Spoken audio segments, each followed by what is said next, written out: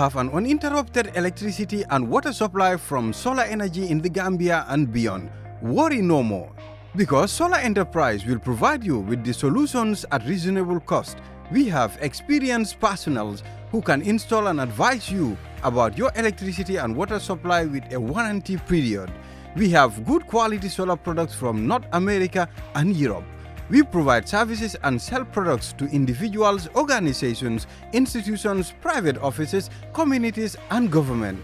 These products are solar panels, batteries, charge controllers, inverters, water pump, water heaters, freezers, submersible pumps, and general solar accessories.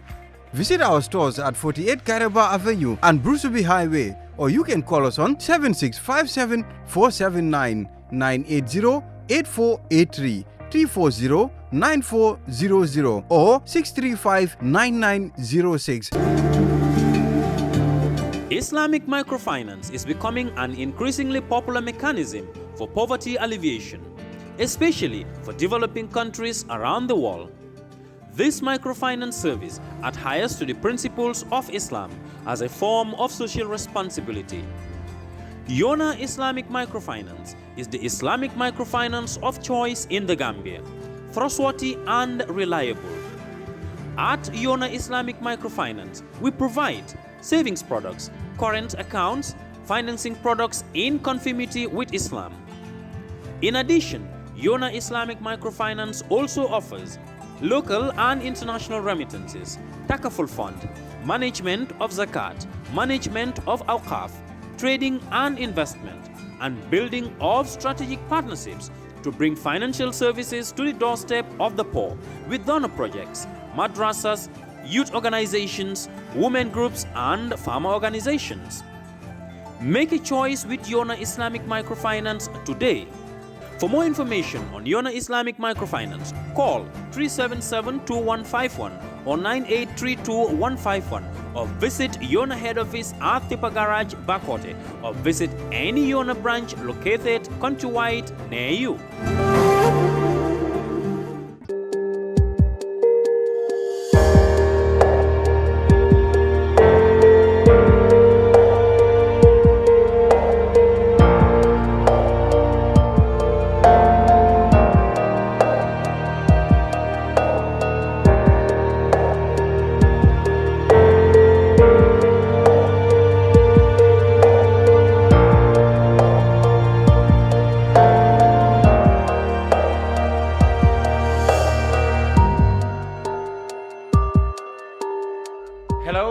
Welcome to the Brunch, live on Kerr Fatou. I'm Lavin Cham, and this is our weekly look at the major stories of the week or the past 7 days in the Gambia. Now, the biggest story, of course, has been the government's white paper indicating government's position on the recommendations of the Truth, Reconciliation and Reparations Committee, which was forwarded to government last November, and the government spent 6 months to indicate their position on that. But of course, it has attracted, as expected, many views, analysis, criticisms, and generally commendations. But one man who holds a completely different view is lawyer Aziz Bensouda.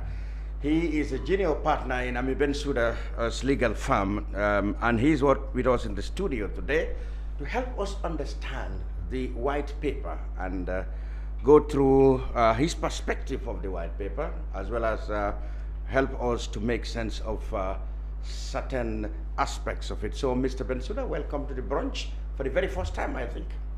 I believe so. Thank you very much for having me. Really appreciate it. Good. You, like everybody else, have been following the white paper since it was revealed to the nation Wednesday at the Sadauda Kairaba conference center by the Attorney General and Minister of Justice Dawda Jallow. You famously and so controversially said people are pressing government, but actually government shouldn't even have been doing what is expected of them. Can you tell us? Take it from there.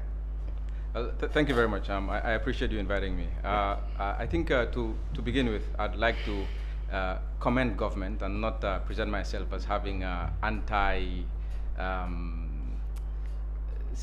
anti-government position on the issue. Okay. We support implementation to the extent that the government is ready and willing to implement the recommendations. This is what all Gambians have been waiting for, and we are all keen to see the outcome. Okay.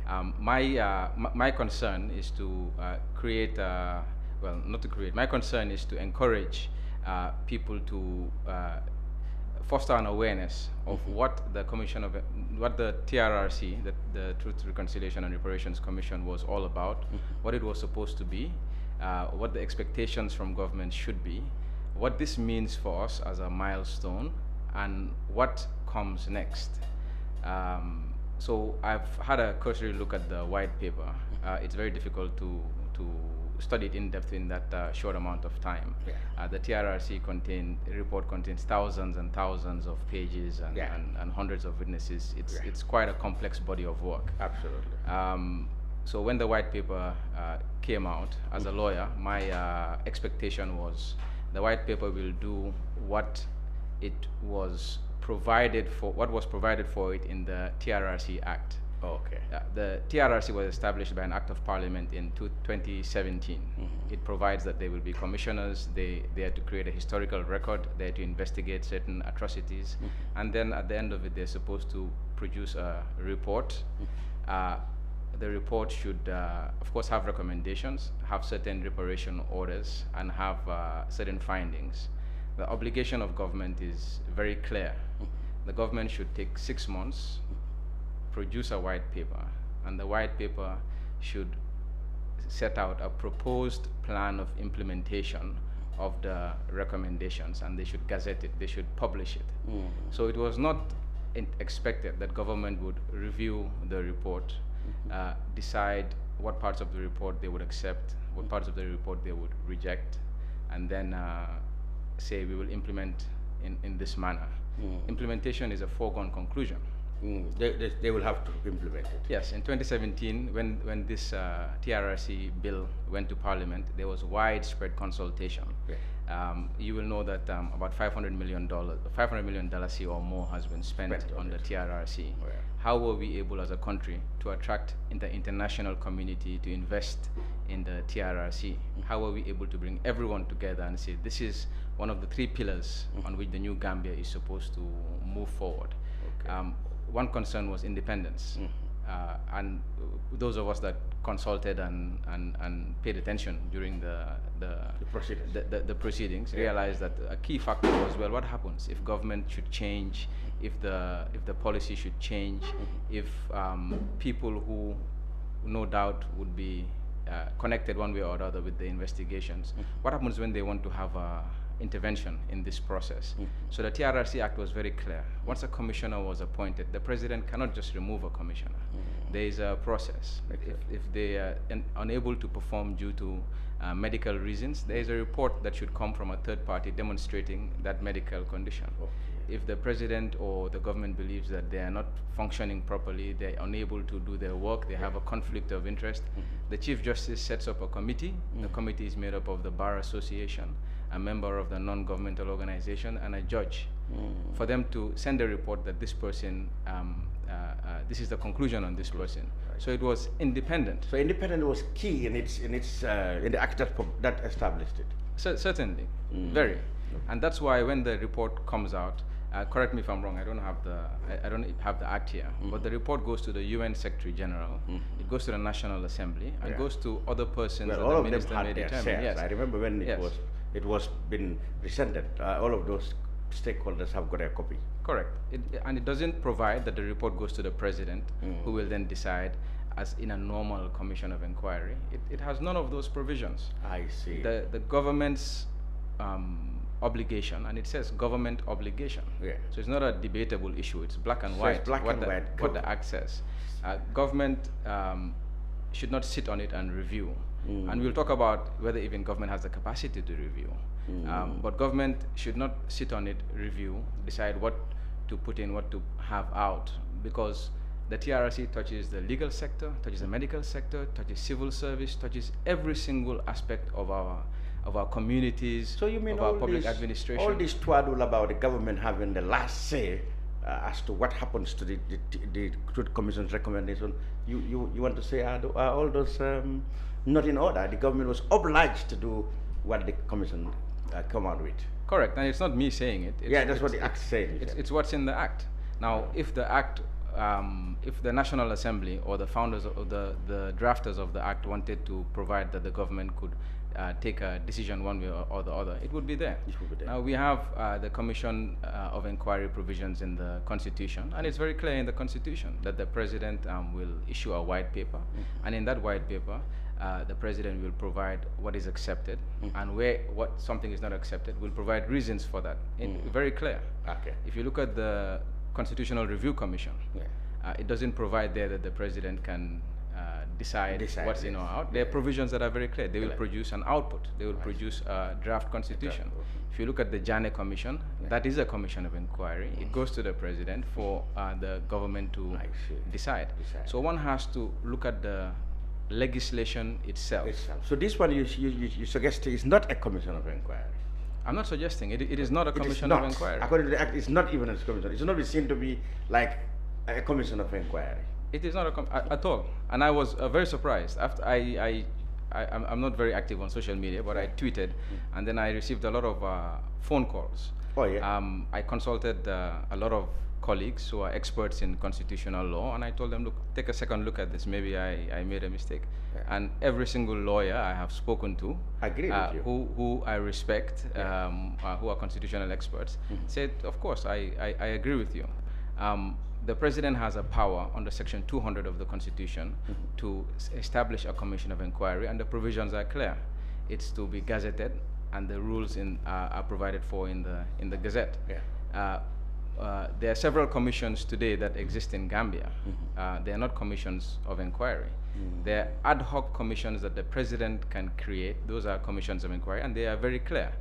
But post-2017, we have at least two commissions, Constitutional Review and Truth and Reconciliation, which have their own legislation, which are not subordinate to the President, and have very clear provisions that establish them. So I'm not sure where it came about that it's a commission of inquiry, and as I said, I am very happy that the government is ready to implement. But the concern for Gambians should be to look at this, in an unbiased manner, look at why we are where we are, what instrument we created as Gambians, which instrument was supposed to investigate our joint trauma, and what was supposed to happen next. Now, when we say an implementation plan, we expected timelines, technical details, where, and if I can just go back, of course, a lot of people are concerned about people who committed human rights violations, that they will be punished and prosecutions. But this is a small part, very important part, but small part of what the TRRC was about. TRRC is about institutional reform. When we say never again, it's why certain officials in certain institutions felt that they were obligated to comply with directives, why they were oriented to commit certain wrongs, how institutions came from being very respected to being trodden on and being non-functional. How are we as a government going to set out a plan, 5 years, 10-year, 20-year plan that will take us away from that joint trauma? So there's a lot of technical reform, security, civil, public, education-wise, regulation of certain professions, the lawyers, the judges, the doctors. And that should be published so that everyone can review it. We've had 6 months to look at the... in all fairness, the TRRC made recommendations in those areas you're talking about, the institutional reforms. They set out how the NIA, for example, should be stripped of powers of arrest, etc. They talk about how the judicial system should also be empowered. They talk about how government institutions, like dealing with government accounting, finance, should be now free from and independently function from intervention or interference from the government or the president. In all truth and fairness, that has been captured by the government white paper. They agreed with all those recommendations for institutional reforms. So that is there. Yes, it is partly there. Where there is a recommendation that, for example, strip away powers of arrest and direct prosecution, Yeah. and the government says, yes, I will do it. Yeah. This is how I'm going to do it. Yeah. What I'm calling attention to, Yeah. it is not for government to say, yes, I will do it, or no, I will do it, or yes, I will do it, but subject to. Yeah. It is for government to provide a plan. Yeah, If but there is I think if it might be scanty, but in some of these recommendations, the government talk about one of the things they will do in this, for example, the NIA and the judicial system and many others. They said it in a small, in just scanty way of what they intend to do. Yes. So particularly, I've had the opportunity to read the prison sector reform. For example, the prison. They have provided a plan of new legislation they're going to have. They've Yes. provided a plan of certain reviews they're going to do, Yeah. which we applaud and we are happy to Exactly. see. Yeah. Now, not everything is black and white. There's always nuance. Yeah. Government did not get it wrong. That's not what I'm saying. I'm saying that the approach to the document Okay. seems to be receipt of a report from a commission, deciding whether the commission did the right or the wrong thing. I see. There was too much emphasis on whether it is accepted or not accepted, accepted. and not enough emphasis on the yeah, core meaning purpose of the white paper, which is Exactly. to provide an implementation plan. So rather than- exactly. So for the prison service, for example, what is the timeline for that legislation? see, yes, What are the objectives, the policy reasonings behind the drafting? Okay. I'm not asking for too technical a document, but I believe the purpose was within 6 months, government should have come up with an action plan, a Marshall Plan for Gambia when it comes to the trauma behind which we invested hundreds of millions of dollars. This is how we are going to solve the 3 core principles. You know, we have a historic. We've provided a historic reference for this. We will never forget it.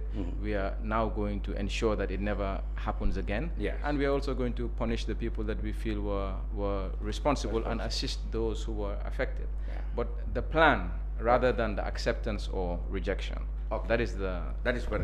Correct. Well, like I said, for example, in the area of reparations, if you really want to know what the government, and like you said, what the government was expected to do was to tell us how they're going to reform this or the timeline they're going to work. Like in the case of reparations, they talk about establishing a victims compensation committee that is going to be voted in. An act of parliament will establish that body that will take over the reparations and other things. And they believe that that will come in the next session of the National Assembly. So I think in those areas, perhaps those are the kind of actions you are saying are expected from government to do in this paper, isn't it?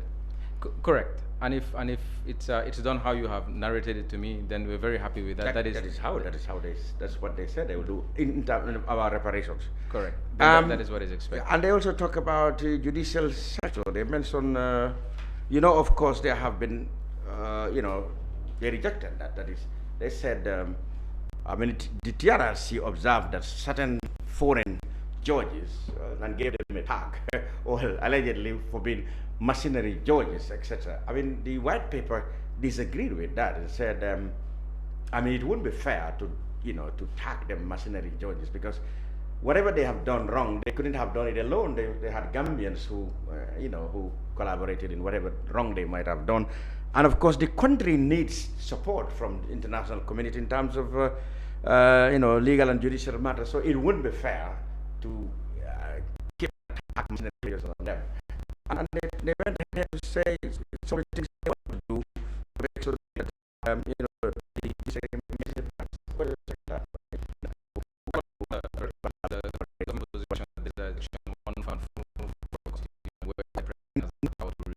the president will no longer be power. There should be a constitutional amendment. Yes. So to that extent, I think that the explain that while some of these just came to Gambia on technical assistance, there is no technical assistance. We don't know of technical assistance and personal impact our students.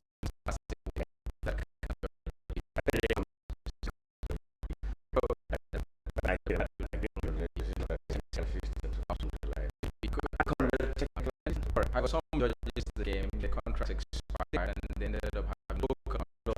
I think that's where the report And where it could here. correct.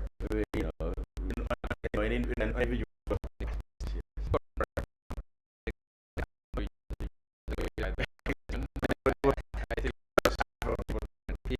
Yes, but then that was not supposed to be a commentary on whether or not the commission should have used the term or whether or not they disagree with the commission's position. Remember, the commission is not a group of consultants that were brought in to advise government. The commission was pulled from, the commissioners were pulled from a wide range of institutions, cross-gender, cross-religion, highly capable. They had a lot of resources, more resources in than the Ministry of Justice to a large extent. They were very independent. If they prepare a study and they have a report, I'm not saying it cannot be wrong. No one can create a perfect document. It may be right, it may be wrong, but government also may be right and may be wrong. But we as Gambia decided that, look, what is the best mechanism to do a review?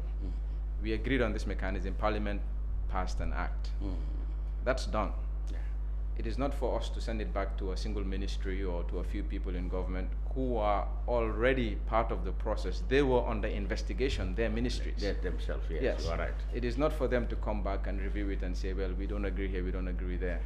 Fine, they have a 90-something% approval, which everyone is applauding. What if it was 10%? Would we all be happy? No, it wouldn't have. So the question is, did government have the power to accept or reject, or were we satisfied with the instrument that we had set up? So not to belabor the point, but that's really where I want us to look at it again, and then ask ourselves, now are we comfortable with a situation where we invite the United Nations and other donors and all Gambians to invest into this process, just for the process to be subjected to a second review. Okay. When it's not, which is illegal in my view. Okay. The act doesn't say it can be reviewed again. It can be reviewed, yes. If there's an order of reparations and a certain individual is asked to pay another individual, there's a right of review. Okay. If you believe you're not given a fair hearing, there's a right of review. Okay. If you are being prosecuted pursuant to recommendations, you have a right to defend yourself. There is a mechanism already in place to attack, if you will, the findings. But certainly we don't expect that mechanism to be from the executive. I see. All right, now that, of course, you said you agree that 99% of it have been accepted, whether or not they should have, in fact, in the first place, accepted or not. But then, as it stands now, 99% of it has been accepted. Is it 99%? Almost, because they said only two. It's only two. Out of 265, only two recommendations they actually rejected. And one of them is what I have described you, the thing about it, machinery judges. They didn't say exactly, but then that's what they said later in an interview. The minister said one of them was that. The other one many people thought could have been the rejection of the amnesty recommended by the TRRC for Sana Sabali, the vice president of the junta. Those are the two. But by and large, only those two out of 265 have been accepted. So doesn't that allay your fears or whatever illegality, the subject, I mean, government's review of it might be, but doesn't that allay fears that now the government is actually committed to implementing what has been recommended? No. I think firstly, it's not only two. I've read. Well, the minister said two. No, it's not. It's not. You think it's more than that? Yes. Which other areas do you think they've rejected? So even without going into it in depth, I believe there are two. There's the Minister of Interior where it is not accepted in full. There's the SIS. Partially, they said the ban of Yankuba Sonko in connection with alleged concealment of alleged. What do you mean? Misleading investigations to the West African migrants. They said the recommendation was to ban him for 10 years, but the white paper said partially accepted, because there are new evidence that seem to suggest to be in the favor of Mr. Sonko. Correct. That's what I said. Yeah. So you have the Mr. Sonko issue. You have the SIS. The SIS. Issue. What has been said exactly is that the Commission of Inquiry that is, sorry, the TRRC recommended that he be banned for 10 years, allegedly for concealing evidence at the NIA. But the white paper said, okay, they did not disagree with that, but that happened after January 2017, and the TRC's mandate stopped at January 2017. Yes. So far you have identified 4 areas where there is not full acceptance. you have identified those 2 individuals, Mr. Sana Savali, and you have also identified the mercenary judges issue. Yes, yes. If you read through the white paper as you're doing, you'll find there are several areas where the government will say we accept, partially accept, subject to, we to accept, review, however, subject to. exactly. The same has been said of Samsidin Sar and Hari Sambu, who were, recommended to be banned for their alleged role in the torture of Omar Damfa and Balo Kante. Yes. So clearly, it's so more partially accepted. That's what I want you to define for me. What do they mean by that?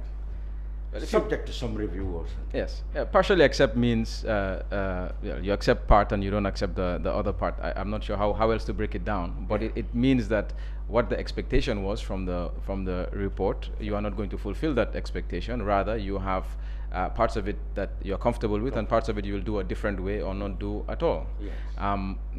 Again, I've spoken to several people, and depending on who you talk to, everyone will identify a certain chapter and say, well, look at this area.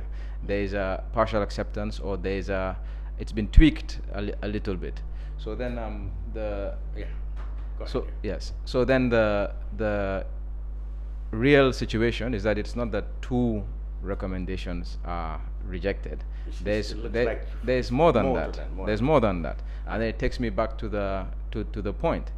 Did we just accept quietly as a country that we have subjected the TRRC report to a second review? Why are we applauding the Ministry of Justice for accepting or rejecting? Who were the people that reviewed? We had an opportunity to look at the commissioners, look at their qualifications, have trust and confidence that they're able to deliver on their mandate. Who were the people that reviewed this review of 20 years? Would we have the same trust and confidence? They had 6 months, the TRRC had 2 years plus extensions. Is this what we agreed to do in 2017 when the TRRC Act was promulgated? And that's where I have problems. Can you suggest probably the commissioners and the very composition of the TRRC, they themselves didn't know that their work was not supposed to be subjected to review by the president to choose what he or she feels? Oh, they knew. They knew? Of course, they knew. Why did they insist that all what they've recommended should be why did they have to, the whole nation have to rely on what the government think or do about it? When we know it should have been straightforward, they should just see it and act on it. Yes. So the TRRC, after 1 year, they provided an interim report. Yes. That's in the Act. And that interim report, the purpose of that report, as far as I'm concerned, is for the government to start working on a plan, so that we don't have a clue as to what's going on. Going to be recommended. Yes, the TRRC process was public. Ideally, the government should have had a transition mechanism in place, an executive task force working side by side, looking at chapter by chapter. This has been concluded. We are all lawyers, so we might not know exactly where the TRRC will end up, but we can have an idea that these are the options they're looking at. By the time their report is ready, you already have started. You're not starting cold. You already have your first step forward, and you're working. The commissioners and the TRRC have not done anything which would lead me to believe that they were not aware that their report was going to be subjected to a white paper. It was clear. You provide a report, you send it to the United Nations Secretary General, to the National Assembly, to the government, of course, and to any other body that the Minister of Justice decides. The government has 6 months to have an implementation plan. I don't think the TRRC commissioners were waiting for 6 months to see whether it was accepted or rejected, because the Act does not say that it is to be accepted or rejected. Somehow the narrative has come about and everyone is saying, oh well, let's applaud government, they have accepted most of it. They are not supposed to decide on whether it's accepted or not. And if you go back to the founders, if you go back to the policy, why did we put this together? If we had told the rest of the world that we're going to spend all this money, more money than we spend in our Ministry of Justice, 10 times more that we spend in our Ministry of Justice per year on a body. And when it's ready, we'll send it back to our Ministry of Justice and our government to review. The rest of the world will say, but what happens? Yeah, Jammeh almost, well, there was some expectations that Yahya Jammeh was somehow going to be involved in the new government. We saw a lot of movement last year. What would have happened if that was the case? Politics changes all the time. Changes all the time. Then we would have all said, no, well, now you cannot send the report to the Ministry of Justice. So should we be selective depending on who's in power? Or is there a position that we took as a country in 2017, which was supposed to be everlasting, which was already mapped out, and which was not supposed to change no matter who was in power? I believe that's what we did. And that's what we as media practitioners and legal practitioners should look at the law and send the right message out, which is we applaud the ministry, we applaud the government, we are expecting implementation. However, we raise questions as to why they believe they had the right to accept and reject. Controversy has come about because now there are certain rejections or partial acceptances which one segment of society or the other will not be happy about. We should not be having that conversation because it should not be subject to a second review. And it's in the act. One just has to read it and be clear. Now, I've seen people saying, but then what is the purpose of a white paper? A white paper is not defined in Gambian law as a policy paper on something or the other. Generally speaking, a white paper is a cabinet decision. It can be for information purposes. It can be to set out government policy. In the Constitution, a white paper is meant to be the president's response to a Commission of Inquiry report. It is not legally binding. In the original Commission of Inquiry Act 1903, it was legally binding. So a white paper is whatever the legislation establishing a white paper for that purpose is. One should not assume things into such important legislation. We should not assume into the TRRC what is not there. And we should not assume because the government is setting up a white paper, it is the same kind of white paper that they had in the Janet Commission. No, the Janet Commission was a different creature under a different statute.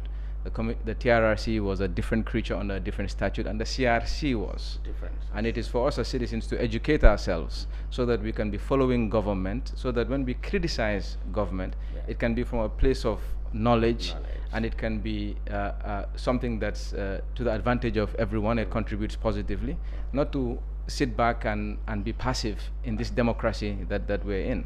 Who do we blame for this oversight, if I would call it, in the actual term of the TRCs, as it were in relations with the government?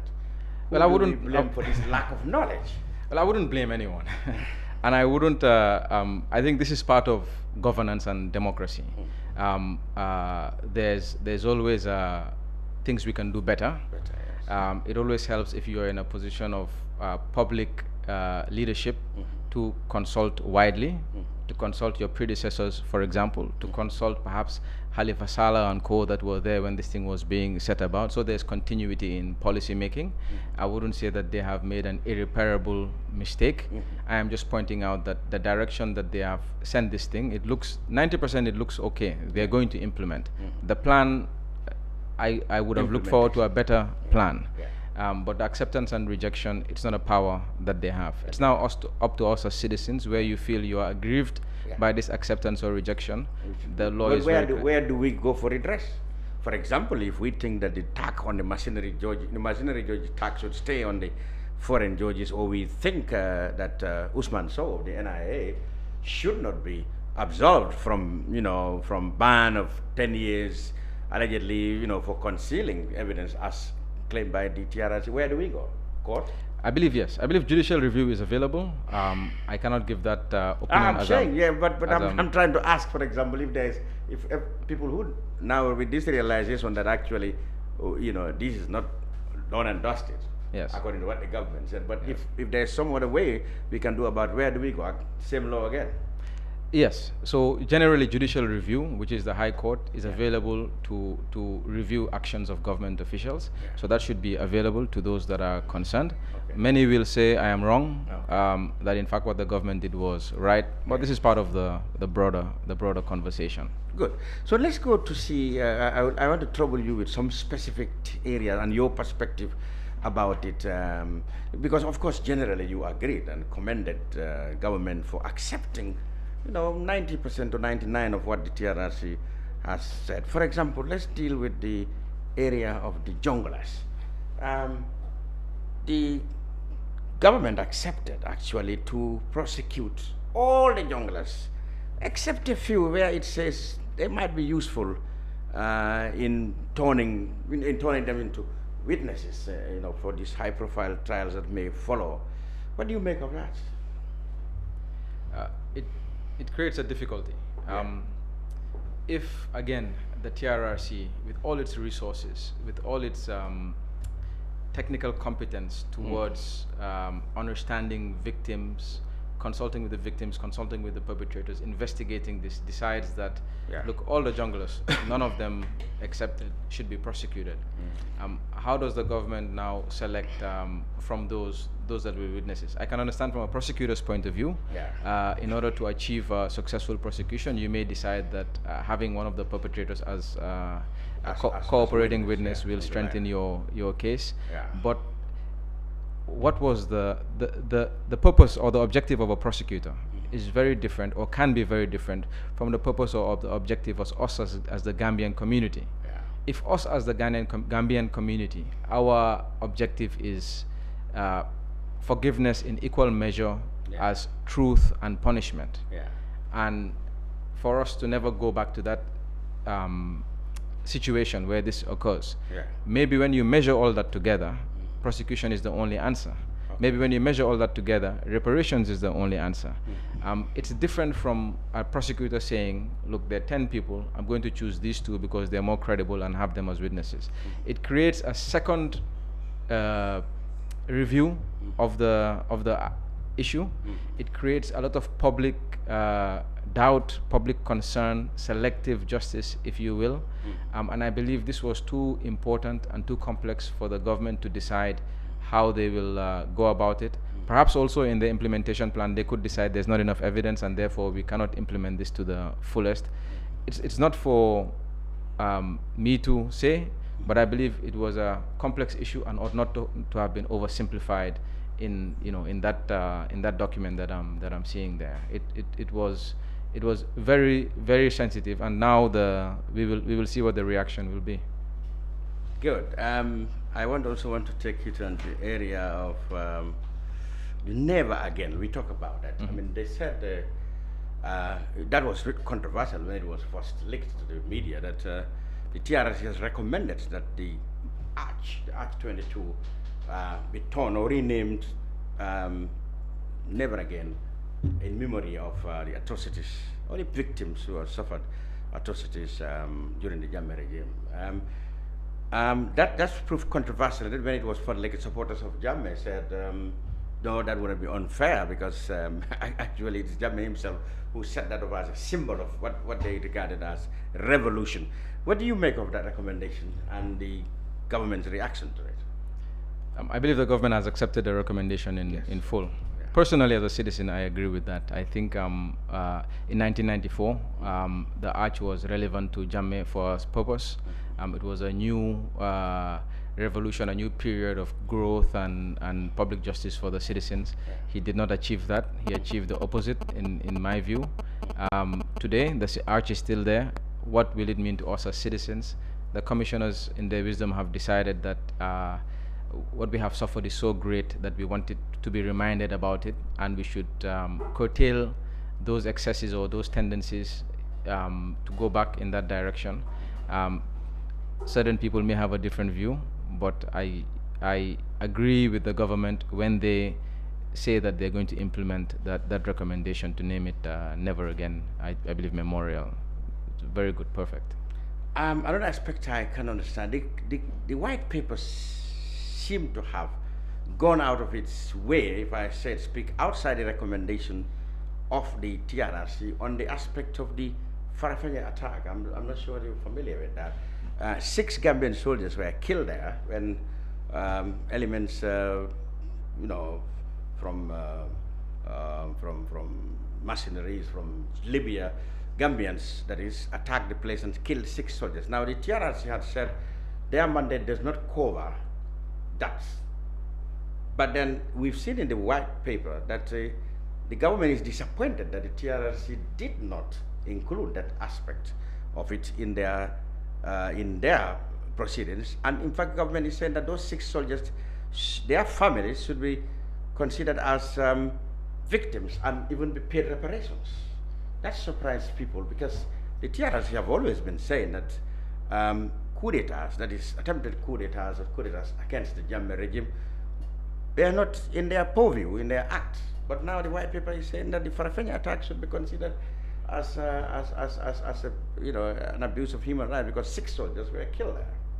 If the commission decided that it's not within their mandate and have put that in their final report, then it is not within their mandate. Okay. Government is the government of the day. They can decide at any time to prosecute people for incidents that occurred in the jurisdiction of the Gambia. They can decide at any time to compensate victims of any crime. It doesn't have to be under the TRRC Act. I don't think they needed to have waited for 2 years for that, or 5 years for that matter. They can decide to go ahead. That is the continuing obligation of government. Yeah, exactly. Again, we are not expecting that they will have a commentary on what the report is about. They should implement. Yes. The issue is when you said the TRRC mandate did not cover what happened in January 2017 in the case of Osman Sow. But then you expected them to cover what happened in 1996 when we had the lead counsel saying that those matters are not in under their investigations. They could be for one other thing or so. Yet the white paper said the TRRC should have captured it. So the TRRC Act does not have a mandate section as to time. It doesn't say we will look at issues falling within this time. It did say that. Only in respect of the historical record. It says it will provide a historical record from July 94 to January 2017. Historical record. It doesn't say it cannot investigate matters beyond. It doesn't say it cannot make recommendations that have implications beyond. It clearly says what are offenses, and it clearly gives them the power to make recommendations to further the objectives of the TRRC. Now, I don't know why they said exactly that this wasn't within their mandate, but I've seen some pushback that there is a mandate as to time. No, there's a mandate as to time for a historical record, but they could have investigated matters beyond those time periods to the extent that it would assist them in the broader objective. Yes. So the one also has to be aware of that to decide which opinion you're going to have on this. Now, the overall implementation, they said there's going to be a special court. As a legal person, help us. The minister spoke about how there are concerns about technical capacity here in the Gambia, and then probably there's a possibility and a need for technical assistance abroad. He also said that maybe some cases which cannot be tried here, might be tried elsewhere. What do you make of that? Do you think the country is ready or has the capacity to try these cases, that he talked about in the Gambia? I believe generally the courts are overloaded. He said it's going to be a special court, he said. Correct. So I think I agree with the minister when he sees the need for a special court. Again, it comes back to independence of the judiciary and having judges and possibly lawyers who can participate in this judicial system that could be wholly independent from 20 years of history. It makes sense to have a special court. Now, you would probably need some new legislation to provide for that. You will need a lot of investment in that process if it's going to be in Gambia or outside Gambia. So it does make sense. But again, I haven't read the white paper portion of that. But what is the plan to set it up? What's the plan to fund the court? Yes, we talk about mobilizing funds here and domestically and even abroad, perhaps. It's going to be a big challenge, but I'm sure they're up to the task. But with that recommendation, one cannot one cannot fault it. It makes sense.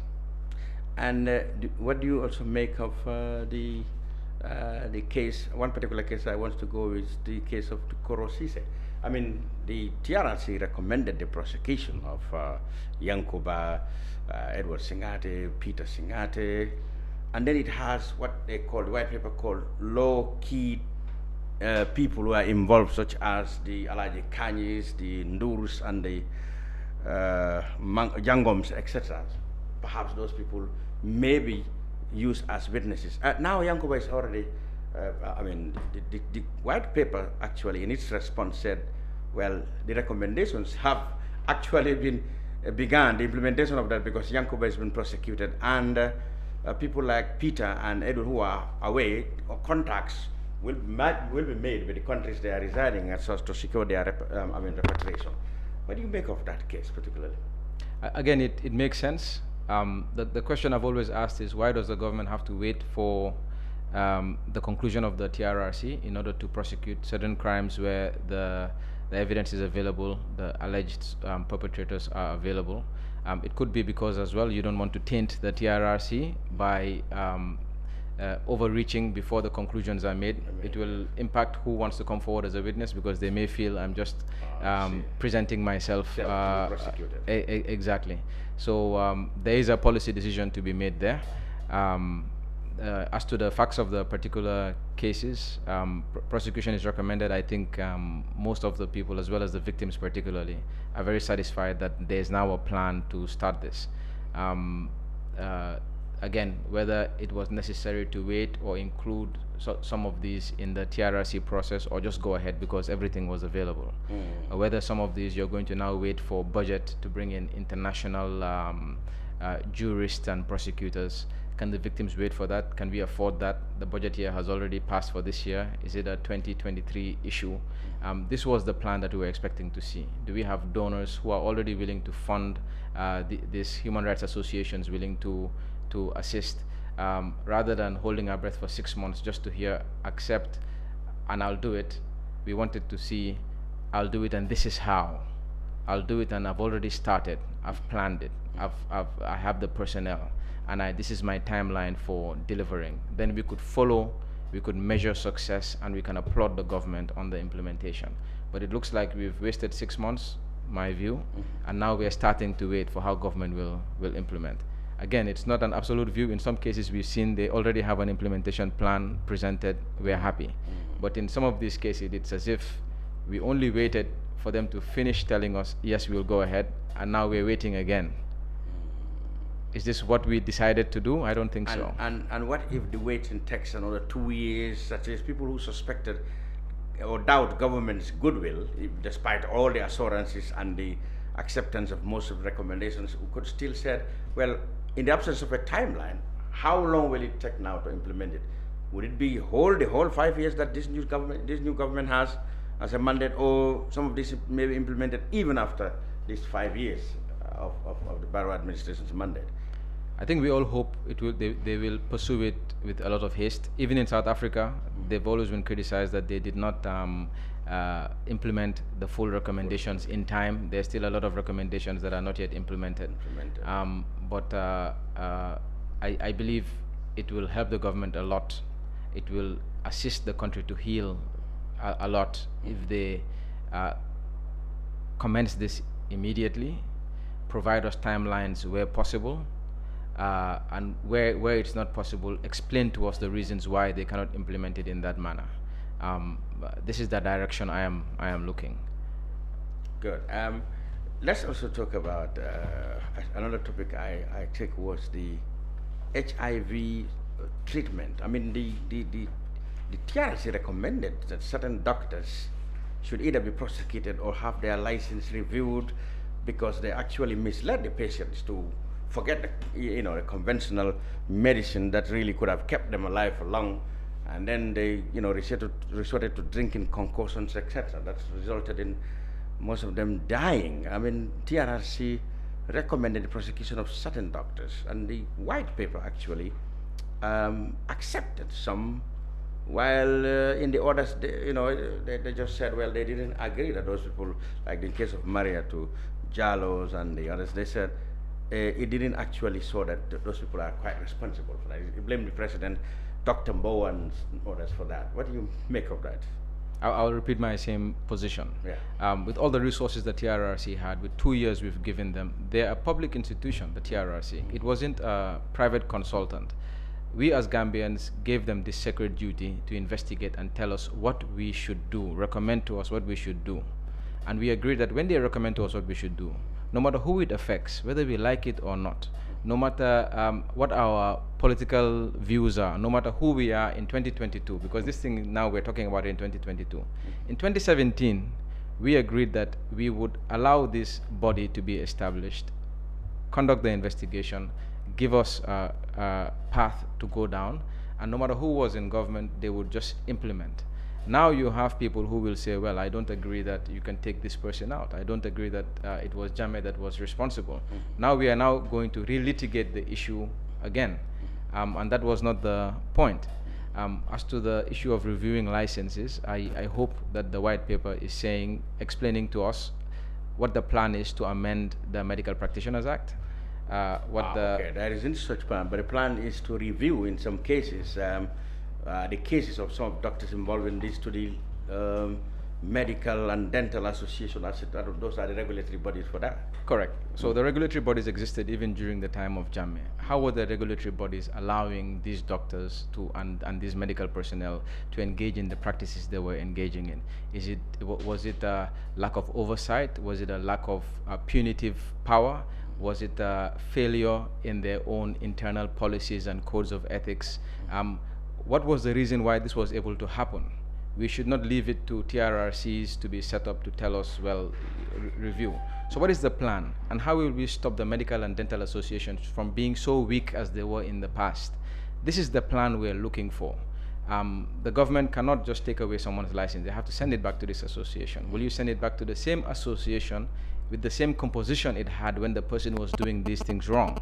Are those people in that composition the appropriate people to do this? What reforms has the association made so that this association can review the license of this person, and they're able to do it now but not able to do it then? This is the technical way forward that we need to see. Of course, punishment is always easy to talk about, prosecuting and punishing, but substantive sectoral reforms, this is the direction we need to go.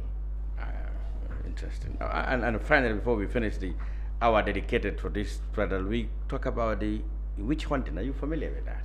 Yes, I mean, as most people, just reading about it and so on. Fortunately, a whole lot of security people, some of them actually junglers who are implicated in other things, and police chiefs have all been involved in this thing, and the commission recommended that these people should be banned, in some cases prosecuted, and then I'd actually now blame the head of state for this rare or bizarre episode in our history. You've been following the witch hunting. What do you make of the recommendations to, for example, prosecute? Yes, President Jammeh, Solo Bojang, Esa Baji, Tambajiro, the witch doctor, so-called Sekou Jala Omar Jao, for the inhumane and degrading treatment and torture inflicted on the victims during the witch hunting exercise. I can't say much. I agree. If the government is going to implement it, I agree. As you said, it was bizarre. It was a dark period for Gambia. We all have our experiences. What we want to look forward to is our fate not being in the hands of individuals, our fate being in the hands of institutions, those institutions being founded on a predictable, stable, and strong system that we can challenge, that we can participate in, and that we can grow. And it is now the unfortunate burden of this government to take this very seriously, to build these institutions. Usually you will not get applause for it. It might not even be evident. It will be those that come after us that will enjoy the benefits of a peaceful, strong, socially just society. But if you cannot show to me, a Gambian citizen, a plan after 6 months of looking at it, and just tell me, yes, I accept, I don't accept, I will prosecute. I want more than that. Yes, there are some of us who prosecution can happen anytime, but what's to stop it from happening again? It is the same public bodies that were there. Yeah. I've seen the NIA change to SIS, but what has happened internally in terms of reorientation, training, internal codes of ethics, internal discipline, transparency in enforcing that discipline. When you say, well, I'm going to send X person back to the same body for disciplinary hearing, I expect before disciplinary hearing starts, you will make some sectoral changes. What are those changes? Are we satisfied with it? So that we can participate. But one paragraph recommendation, one paragraph I accept, this is what I'll do, one paragraph I accept. I expected more than that, and this is why I spoke out. And I hope, as I said, those of us that are privileged to participate in one way or another in this democratic governance process will be able to look at the law, look at the objectives, speak fairly and inform our fellow citizens so that we can all know that what we were promised is what is being delivered, and not applaud when it is not necessary, but rather criticize and push so that when real change happens or real progress happens, we can then applaud and we will all feel the benefit of it. But from November 25th, when this TRRC report came out to today, we have a long way to go. Yes, not much has happened, and I was surprised when I saw that, oh, we've accepted 92%, and this is my review. No, I knew you were going to accept because you already agreed to accept when you set up the TRRC. What's your plan? What's your timeline? And it's not too late to do that. I see. Okay, we close this white paper now and check you on your perspective of all what has happened in these last 24 years in terms of legal reforms or legal requirements we need to make sure that there are laws that are there to protect, like strengthen the institutions and to avoid this type of things. What do you think should be the priority of the Gambia government in terms of legal legislations, frameworks that should be in place to avoid people sitting in their office and giving unlawful commands and people jumping on to execute those unlawful commands? It's a complex problem. I recall watching some individuals say that as far as they were concerned, directives were law. That is a problem with the training of that individual, the rules that were in place for him. Why did he reach this understanding? A lot of things need to change so that people in the same position of that individual do not have that understanding. At the same time, a lot of things need to change so that the person who wrote the directives to the person who delivered the directives, all of them are able to wake up and say, look, this is wrong. It should not happen this way. There's been a lot of discussion about civil sector reform. We have seen in the new composition of the cabinet that there is a direction that is new. We are looking forward to see what that will entail. Unfortunately, we have not seen any security sector reform. Well, they claimed it was going on. Transparency is important, and with transparency, we can then critically review. Improvements can be made.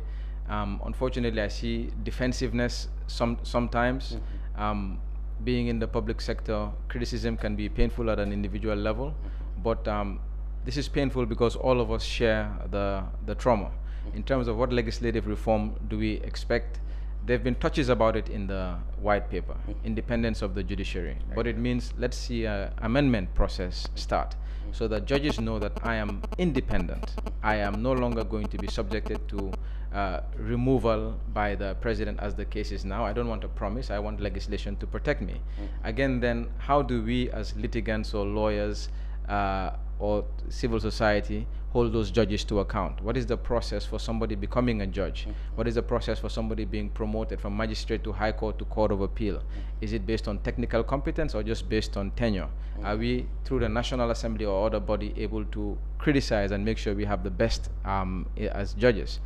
Same thing goes for Ministry of Justice, prosecutors. Same thing goes for training of police prosecutors. At the police level, arrest, obtaining evidence. That's why it's thousands and thousands of pages long. Yeah. It's complex. It will not happen overnight. But a legislative agenda would be a start. We also see some changes in the National Assembly. So it will take a lot of us to really look at this and measure it over time.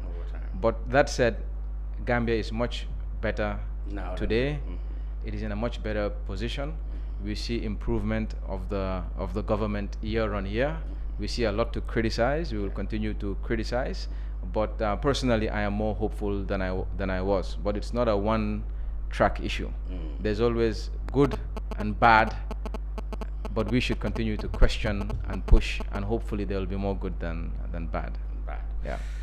Aziz Bensouda of Ami Bensouda and Co. Thank you very much for sharing your perspectives with us on the brunch. We hope to have more of you in our subsequent programs. I hope so. Thank you very much. Now we will go for a break, and when we come back, we will talk football, because the Gambia is beginning her journey for a possible spot in the next Africa Cup of Nations that will take place in the Ivory Coast in 2023. We start with a home match against South Sudan to be played in Thiès, Senegal. We will have the Events Management Committee to tell us about all the preparations to that match exactly 1 week from now. We will be back after this break. Aziz, thank you very much. Thank you. Appreciate it. Yeah. Data on all Gamcell data bundles. Buy 20 megabytes and get extra 4 megabytes. Buy 50 megabytes and get extra 10 megabytes. Buy 100 megabytes and get extra 20 megabytes. Any amount of Gamcell data bundle you buy, you will receive 20% extra data for free. Dial *302* data amount hash or go to your Yaiborom menu and choose your data bundle now. Gamcell data. It's fast, lasts longer and very reliable. Gamcell Yaiborom. Planning to have an uninterrupted electricity and water supply from solar energy in the Gambia and beyond? Worry no more, because Solar Enterprise will provide you with the solutions at reasonable cost. We have experienced personnel who can install and advise you about your electricity and water supply with a warranty period. We have good quality solar products from North America and Europe. We provide services and sell products to individuals, organizations, institutions, private offices, communities, and government. These products are solar panels, batteries, charge controllers, inverters, water pump, water heaters, freezers, submersible pumps, and general solar accessories.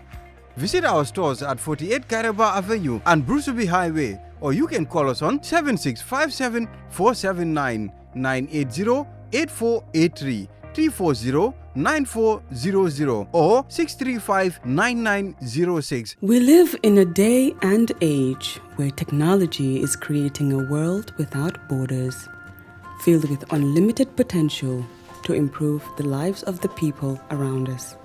Innovarex Global Health ushers in a new way of leveling the playing field with increased access to quality healthcare services delivered at your doorstep. Our qualified professionals are equipped with state-of-the-art point-of-care testing technology to conduct tests such as kidney function, liver function, electrolyte tests, body composition, hemoglobin, A1C, and many more services with the highest efficiency in delivering results. The addition to our flagship, Wellness on Wheels, more fondly known as WOW Delivery Service, brings the entire clinical experience full circle. IGH has remained committed to creating the future of healthcare delivery. Gone are the days of sending loved ones outside the country for basic medical services.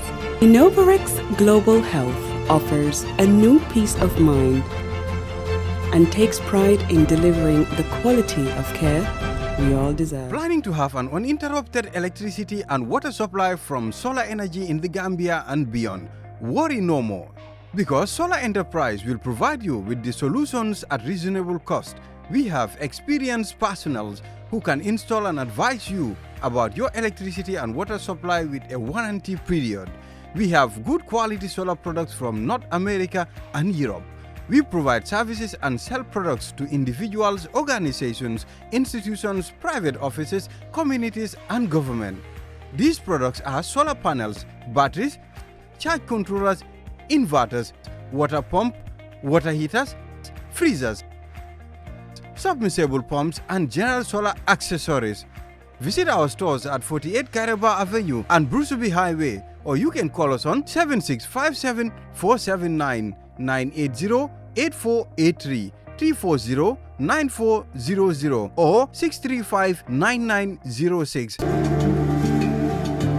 Islamic microfinance is becoming an increasingly popular mechanism for poverty alleviation, especially for developing countries around the world.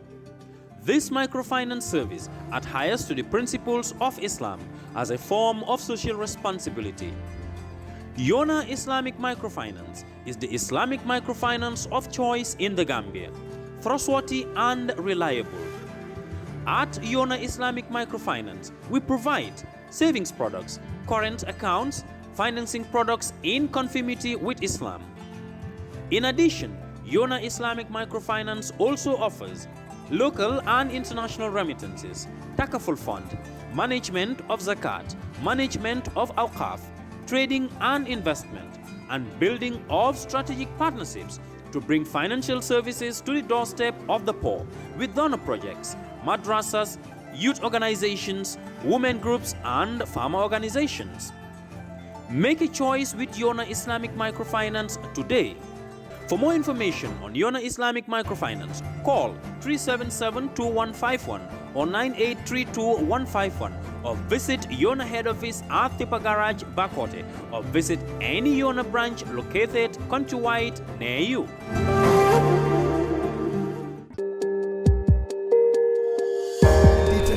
All Gamcell data bundles. Buy 20 megabytes and get extra 4 megabytes. Buy 50 megabytes and get extra 10 megabytes. Buy 100 megabytes and get extra 20 megabytes. Any amount of Gamcell data bundle you buy, you will receive 20% extra data for free.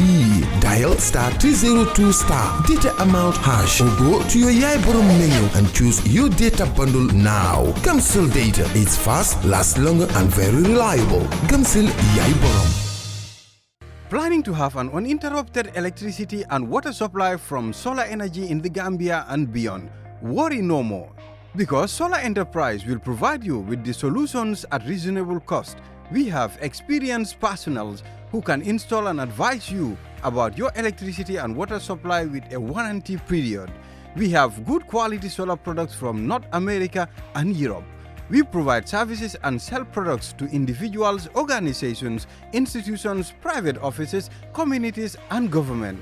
These products are solar panels, batteries, charge controllers, inverters, water pump, water heaters, freezers, submersible pumps, and general solar accessories.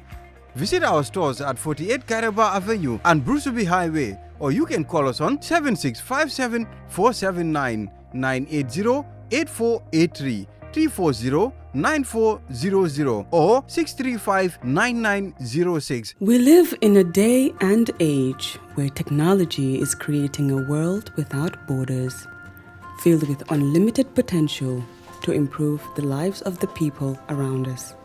Innovarex Global Health ushers in a new way of leveling the playing field with increased access to quality healthcare services delivered at your doorstep.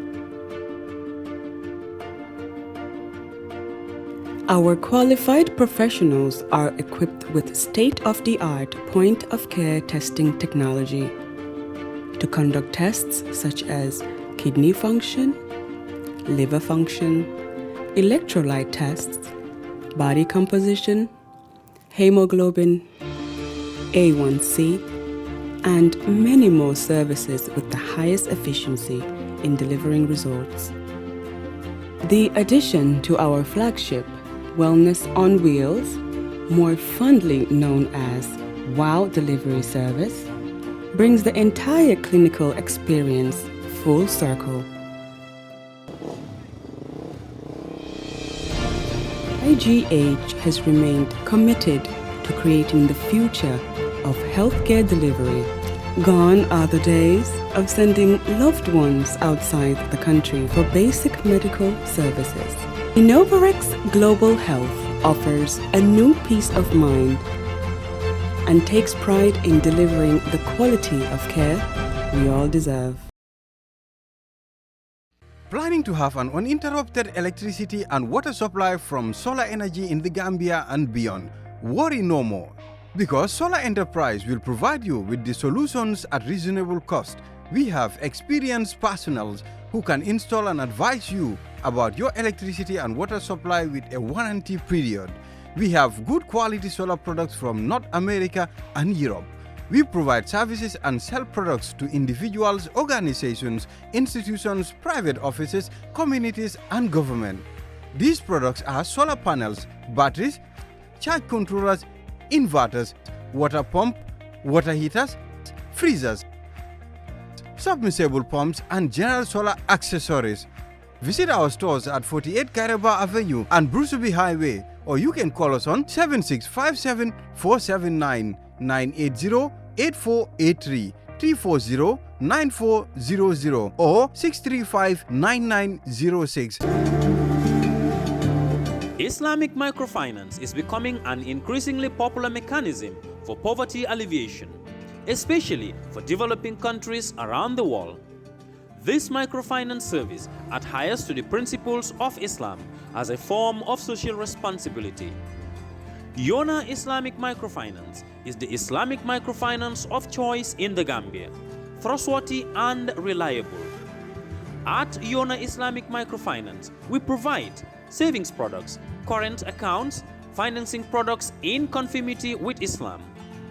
In addition, Yona Islamic Microfinance also offers local and international remittances, Takaful Fund, management of Zakat, management of Awqaf, trading and investment, and building of strategic partnerships to bring financial services to the doorstep of the poor with donor projects, madrasas, youth organizations, women groups, and farmer organizations. Make a choice with Yona Islamic Microfinance today.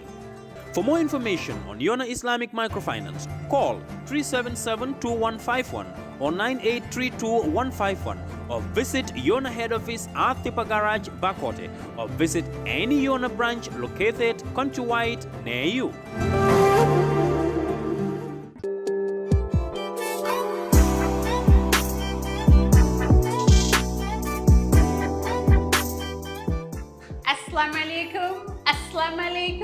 Assalamualaikum. Askani adina, askani Gambia, askani diaspora. Xam nga bu ma nee askani Gambia adina sax wax naa yëpp ba pare nan lañ rek leen doon toogal hankañ ñor na waaw the plus xam ngeen ne yéegi ngeen a dégg the plus in skincare plus is already here. Finally egsi na hankañ suñ plus bi egsi na moo nekk ni ñu ngi lañ ko amal fii ci diggi Manjai Highway Manjai Kotu Highway fa lañ ibbi di plus mooy lan mooy the extras in skincare plus suñ cuuraay gerte yi suñ araw yi suñ mbaxal yi suñ jën yi suñ suulaale yi suñ nokkas yi hankañ indil lañ leen ko fii ci diggi Manjai ne ko fii comme ni ma ko doy waxee rek ne ko fii fara caca caac hankañ waa diaspora bi xam ngeen ne ci noppal ren rek lañ nekk boo tukkee ñëw Gambia fii you can party all that you want we got you waaw boo toogee ba dernier moment pare pour dem daago rek ñëw di plus bu ko defee ñu packagé li nga bëgg yëpp muy araw muy cuuraay gerte muy suñ mbaxali Saalum boobee suñ kereng kiisoo bi yooyu noonu yëpp amal nañ leen ko fii waa Gambia tamit nag xam nga rek the working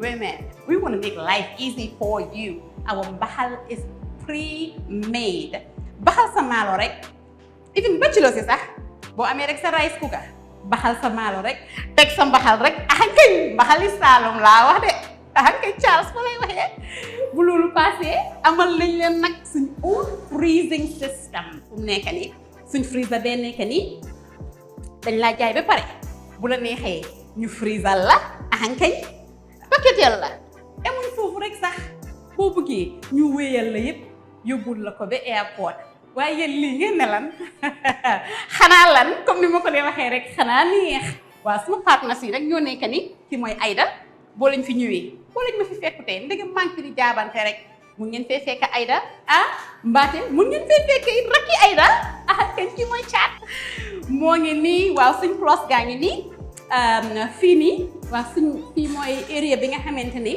fa la ñoo defaree package suñ araw yeeg suñ all those kind of stuff moo nekk ni ñu ngi ci préparation nag pare ngoñ we not quite ready but we almost there loolu bu passé we have another work area fii na am meat cutting unit fish and meat cutting unit nga xam ne boo indi sa jën bugg ñu dogal la ko in lions nice pieces machine boobu dina nekkee fii nga xam ne nañ leen bugg di dogal ñaari raxasookaay nag lañ am this is one work area and that one is another work area parce que comme ni ngeen ko mus di xamee rek lépp loo xam ne luy dugg ci biir la dama make sure ne defar naa ko ci anam bu aw yoon nag parce que comme niñ ko lay waxee rek biir nag dafa lëndëm nag lu faa war a dugga war nañoo xam exactly naka la fa taajoo waaw suñ freezing unit bi nag xaaral nag ma boole si sax lan macha allah